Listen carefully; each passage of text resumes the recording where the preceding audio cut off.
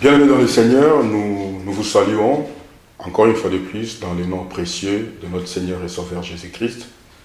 Nous nous retrouvons encore aujourd'hui dans notre émission Génédite. Comme vous le savez, cette émission nous sert à méditer la parole du Seigneur et nous sommes vraiment dans la joie de passer ces petits moments avec vous. Mais avant de commencer notre méditation d'aujourd'hui, nous voulons prier ensemble et que Dieu puisse nous assister pendant ces temps. Là où tu es, tu vas fermer tes yeux parce que nous voulons prier le Seigneur.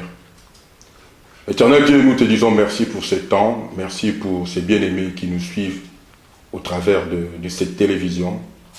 Et nous te demandons de nous accompagner pendant ces temps, de parler à un cœur, de toucher un cœur, que quelqu'un puisse recevoir cette parole avec empressement et que quelqu'un soit touché par cette parole. Nous te disons merci déjà pour ce que tu vas faire.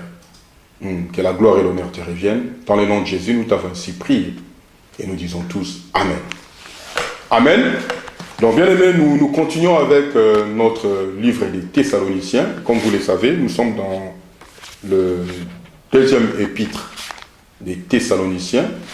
Le deuxième livre, deuxième lettre que Paul a écrit aux Thessaloniciens. Donc nous sommes aujourd'hui dans 2 Thessaloniciens, chapitre 2, et nous lisons à partir du verset 13. Je lis la parole du Seigneur. Quant à nous, frères bien-aimés par le Seigneur, nous devons continuellement rendre grâce à Dieu à votre sujet, car Dieu vous a choisi dès le commencement pour le salut, par la sanctification de l'Esprit et par la foi en la vérité. C'est à cela aussi qu'il vous a appelé par notre évangile, pour que vous possédiez la gloire de notre Seigneur Jésus-Christ. Ainsi donc, frères, demeurez fermes et retenez les instructions que nous vous avons transmises, soit par vive voix, soit par lettre.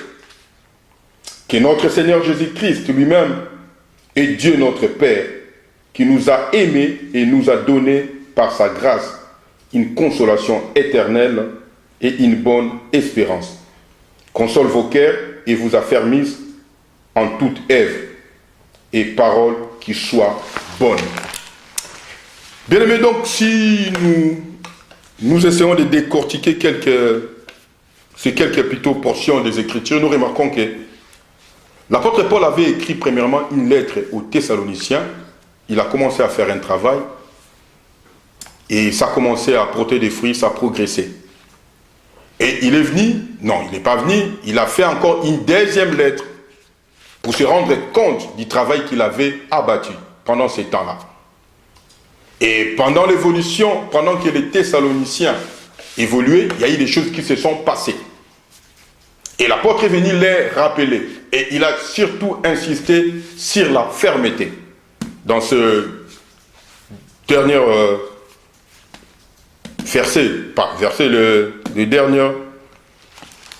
que nous avons lu, il a dit, quant à nous frères bien-aimés par le Seigneur, nous devons continuellement rendre grâce à Dieu à votre sujet, car Dieu vous a choisi dès les commencements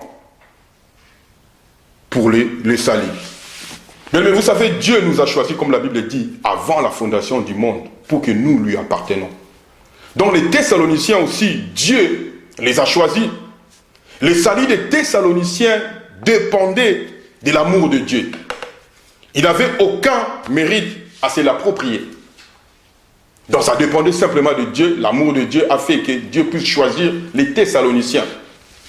Et pendant Paul leur disait, Paul a insisté sur une notion, sur la fermeté.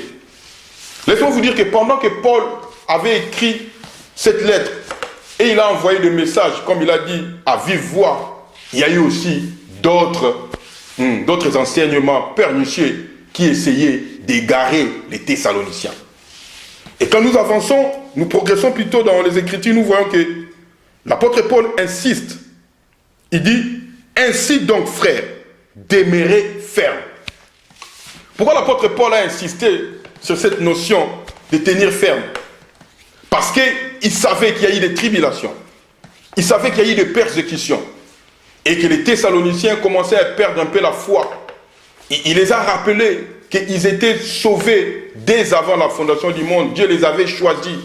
Et que Dieu les a appelés pour qu'ils demeurent fermes.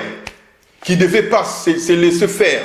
Qu'ils ne devaient pas se laisser plutôt abattre par des persécutions qui étaient à cette époque-là. Voilà pourquoi il a dit, tenez ferme, malgré les tribulations, malgré les épreuves qui vont venir, malgré que la vie devenait de plus en plus dure, malgré que les choses commençaient un peu à être compliquées pendant ces temps, l'apôtre les a donné cette parole, ne pas être ébranlé par des situations. Mais combien parmi nous aussi, nous sommes en train de passer par des situations compliquées.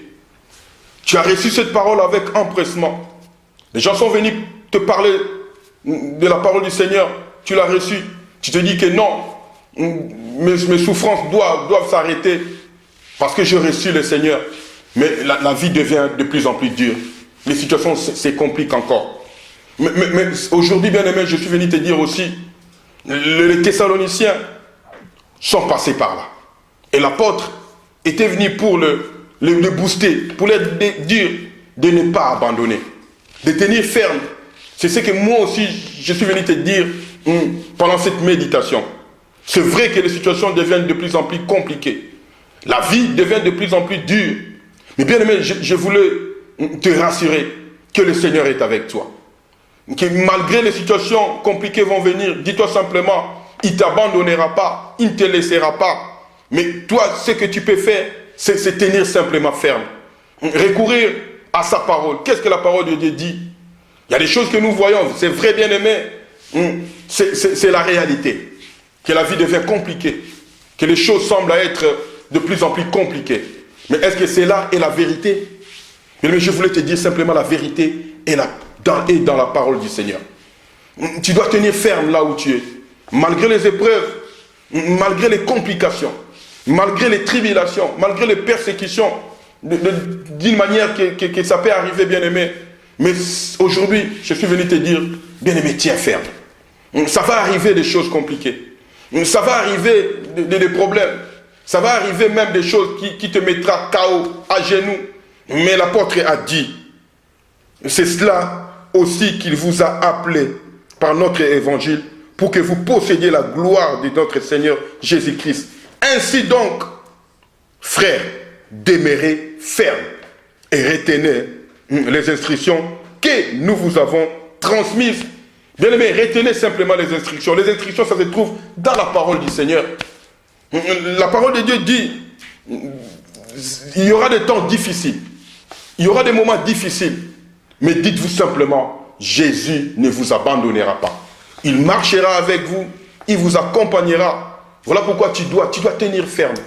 Quelles que soient les épreuves, quelles que soient les tribulations, quel que soit le manque, bien-aimé, n'abandonne pas. Restez attaché, restez connecté avec le Seigneur, parce qu'il est là pour t'accompagner, pour marcher avec toi.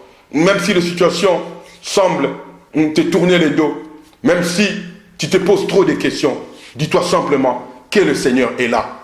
Le Seigneur ne t'abandonnera pas. La parole de Dieu dit, il ne t'abandonnera pas. Il sera avec toi aujourd'hui, demain et pour l'éternité. Toi simplement, reste attaché, reste ferme et retiens bien les instructions qui se trouvent dans la parole du Seigneur. Bien, mais voilà, nous sommes arrivés pratiquement à la fin de notre méditation d'aujourd'hui. Je voulais simplement te rappeler que tu puisses tenir ferme malgré les épreuves. Voilà pourquoi je voudrais prier avec toi. Là où tu es, tu vas fermer les yeux parce que nous voulons prier le Seigneur. Éternel Dieu, nous te prions dans le nom de Jésus. C'est-à-dire là où la situation était devenue compliquée, là où la vie commençait à nous tourner le dos et que les choses commençaient à changer et que des choses commençaient à être compliquées. Père, nous te prions ce soir dans le nom de Jésus d'étendre encore ta main de gloire. Là où mon frère, ma sœur pleurait, Seigneur, ce soir nous te prions, Dieu, de venir essuyer les larmes de quelqu'un. de venir relever quelqu'un là où il est, Seigneur, et de donner encore, Seigneur, la force. Là où quelqu'un était tombé, Seigneur, s'il te plaît, relève-le. Là où quelqu'un est dans un trou, Seigneur, nous te prions dans le nom de Jésus. Seigneur, sors-le dans ces trous. Là où quelqu'un pleurait, Seigneur, s'il te plaît, essuie encore les larmes. Afin que nous puissions, Seigneur, progresser, continuer dans la marche avec toi. Nous te prions dans le nom de Jésus. Seigneur, fais-nous du bien. Fais du bien à un cœur, Seigneur. Et donne encore la force à quelqu'un, afin de tenir ferme, malgré les épreuves, malgré les tribulations. Nous te prions, et c'est là, dans le nom puissant de Jésus. Et nous te disons gloire et louange à toi, Seigneur. Merci, Seigneur. Amen. Amen. Bien-aimés, nous sommes arrivés à la fin.